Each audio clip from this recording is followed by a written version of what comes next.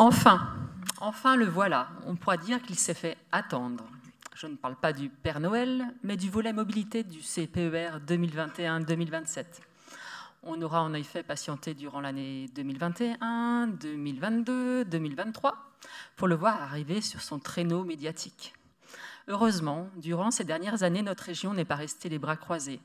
Elle s'est mobilisée pour la sauvegarde des lignes de desserte fine des territoires, et ce alors que le fameux rapport Spinetta de 2018 préconisait rien de moins que l'abandon de ce qu'il qualifiait de petites lignes ferroviaires. Investir dans l'infrastructure ferroviaire, dans les rails, la signalétique, les équipements de transport d'énergie. En principe, ce n'est pas de la compétence de la région.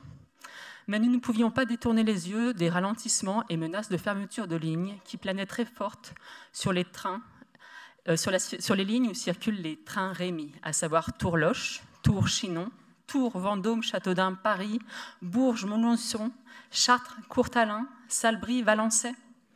En 2020, notre région a donc fait le choix fort, dans le cadre d'un avenant de prolongation du CPER précédent, de financer la moitié des 300 millions d'euros qui étaient nécessaires pour simplement sauvegarder ces lignes essentielles pour irriguer nos territoires. Hélas, 3 fois hélas, l'État n'est pas au rendez-vous pour poursuivre l'investissement dans ces petites lignes. Pour preuve, dans le volet mobilité du CPER, l'État n'inscrit que 5 millions d'euros pour les lignes de desserte fine des territoires, là où notre région en inscrit 84 millions.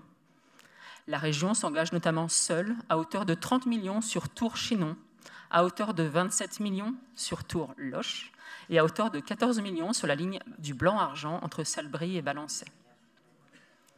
Lors de sa visite à Orléans fin novembre, le ministre Clément Beaune a essayé de propager l'idée qu'il venait avec une hotte de 500 millions d'euros pour les mobilités en Centre-Val-de-Loire. La réalité est différente puisque c'est la région qui est le premier contributeur à cette hotte avec 193 millions d'euros. L'investissement de l'État est lui de 189 millions d'euros. Alors bien sûr, notre groupe Écologie et Solidarité va approuver ce volet mobilité du CPER. Mais la réalité, c'est que l'État n'est absolument pas à la hauteur des enjeux du développement des transports ferroviaires. Notre conseil régional l'a déjà exprimé en adoptant un vœu lors de la précédente session. Au-delà des effets d'annonce d'Emmanuel Macron sur les RER métropolitains ou de Clément Beaune sur le Passerail, il est urgent que la France se remette à investir dans le ferroviaire et qu'un nouveau modèle de financement soit porté dans notre pays. Les mobilités pèsent aujourd'hui un poids considérable dans notre budget. Une ressource dédiée, comme par exemple une part du versement mobilité, est indispensable.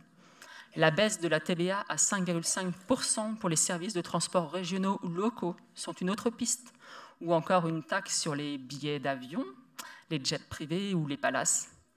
Car nous sommes face à un véritable mur de financement des transports collectifs, alors que le réchauffement climatique nous oblige à mener une révolution des transports basée sur l'intermodalité, liant vélo, voitures légères, trottinettes, trains, bus, express.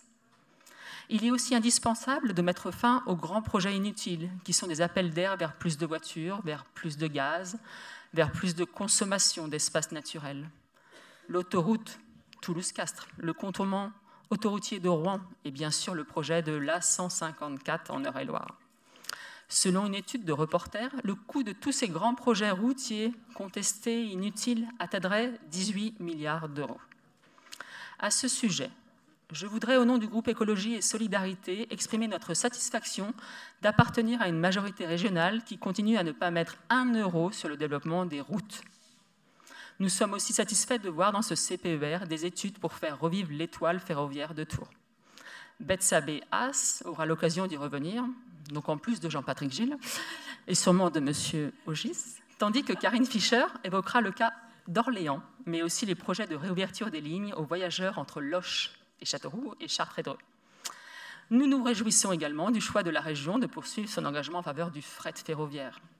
Les 135 millions pour la ligne POLT sont tout aussi importants à nos yeux, même si c'est un financement hors CPER, simplement valorisé dans ce document.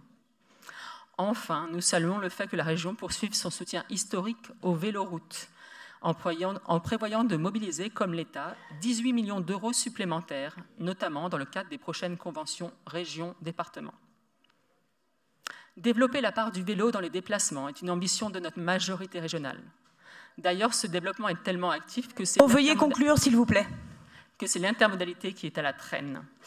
Pour conclure, nous voterons pour ce volet mobilité 2 en 1, car comme l'a souligné le 13e vice-président, le prochain CPE risque de débuter dans 2029. Madame Laouro, Et voilà.